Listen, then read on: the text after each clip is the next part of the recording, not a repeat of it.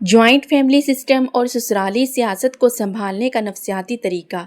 Joint family system और ससुराली सियासत को संभालना एक मुकम्मल आर्ट है और अगर इस पर नफसियाती तरीक़ों से अमल किया जाए तो ना सिर्फ आपका सुकून बर्बाद होने से बचता है बल्कि सामने वाले की सियासत भी फेल हो जाती है।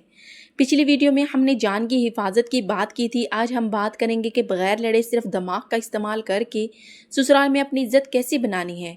ये तरीके आपकी ज़िंदगी बदल देंगे। ससुराल में राज करना है तो कानों को बहरा और ज़ुबान को मीठा करना सीख ले। इज्जत मांगी नहीं जाती, अपनी खामोशी और अखलाक से कमाई जाती है। जॉइंट फैमिली में वही कामयाब है जिसको ये पता हो कि कहाँ बोलना है और कहाँ मुस्कुराना है। रिश्तों की सियासत में जीतने का वाहिद तरीका ये है कि आप इस खेल का हिस्सा ही ना बने।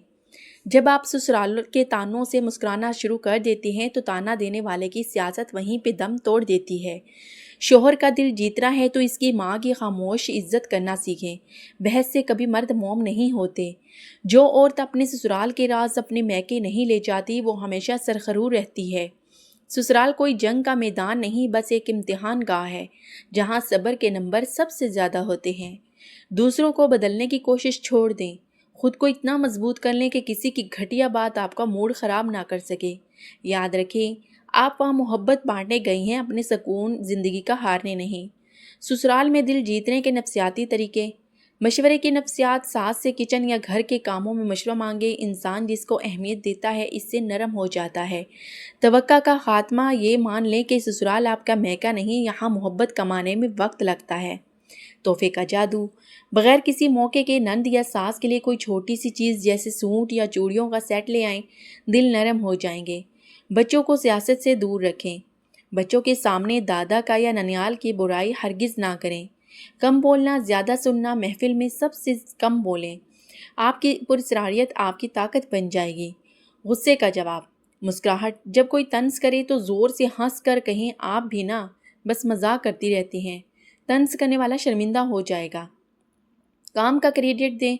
अगर आपने अच्छा खाना बनाया है तो कहें, ये सब अम्मी जी की सिखाई हुई रेसिपी हैं। बीमारी में हमदर्दी। अगर सास या नंद बीमार हो तो सच्चे दिल से इनकी देखभाल करें। ये वक्त दिल जीतने का होता है। इनकी पसंद का ख्याल। कभी कभार ससुराल वालों की पसंद का खाना इनकी फरमाइश के बगैर बनाएं। पर्सनल स्पेस का एहतराम। दूसरों के कमरों में बगैर दस्तक दिए या बिला वजह दाखिल ना हो। खुद को जहनी मरीज बनने से कैसे बचाएं। अपना कोई शौक़ रखें, जैसे सिलाई कढ़ाई, ऑनलाइन कोर्स या यूट्यूब चैनल पर तवज्जो दें ताकि ससुराली सियासत सोचने का वक्त ही ना मिले। मैके में रोज़ की शिकायतें बंद करें। रोज़ रोज़ मैके फ़ोन करके ससुराल की बुराइयां ना करें, इससे दोनों घरों का सुकून बर्बाद होता है। रवायती ड्रामों से दूरी रखें। टीवी के सास बहू वाले ड्रामे देखना बंद करें। ये आपके लशूर में जहर घोलते हैं। रोज़ाना वॉक या योगा करें।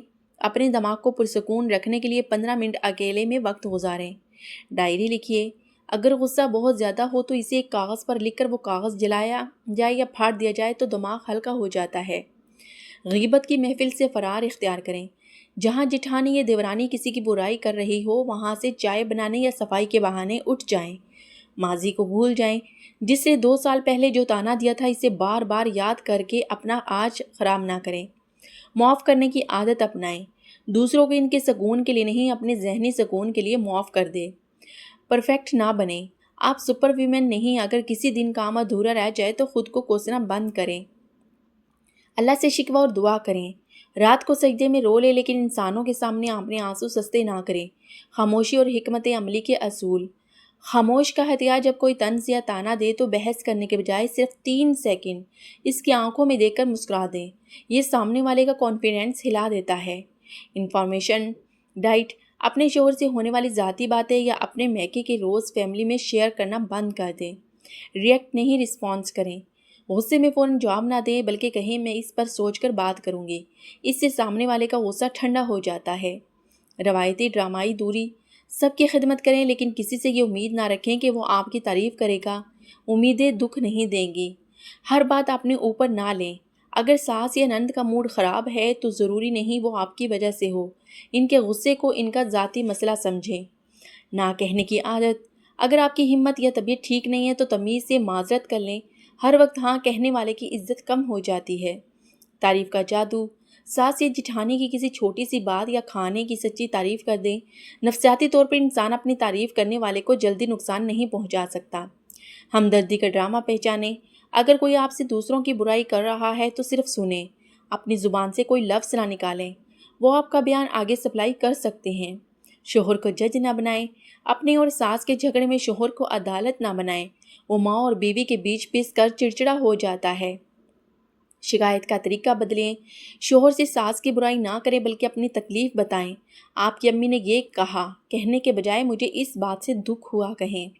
میکے اور سسرال کا موازنہ ختم کریں۔ میرے میکے میں تو یہ ہوتا تھا یا میرے ابو تو ایسا کرتے تھے جیسے جملے شوہر کو مائنڈڈ گیم کھیلنے پر مجبور کرتے ہیں۔ تعریف اکیلے میں، عزت سب کے سامنے۔ شوہر کی سب کے سامنے عزت کریں، وہ اکیلے کمرے میں آپ کی ہر بات مانے گا۔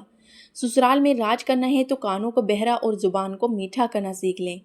رشتوں کی سیاست میں جیتنے کا واحد طریقہ یہ ہے کہ آپ اس کھیل کا حصہ ہی نہ بنیں۔